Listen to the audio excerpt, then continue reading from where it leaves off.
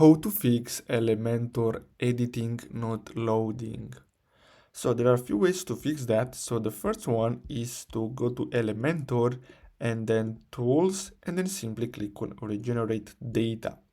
Now the second one is to go to Elementor and then go to Tools and simply click on Sync.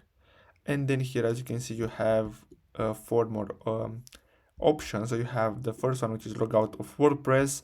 Then you're gonna have to clear the browser cache, log into WordPress, and then edit selected pages. So basically these are the steps to fix Elementor editing not loading.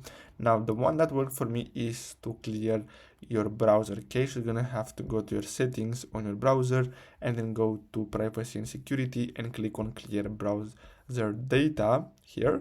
And then here you're gonna have to simply select only cache and then select all time and then click on clear data, and that's it. So I really hope you found this video helpful. Thanks for watching.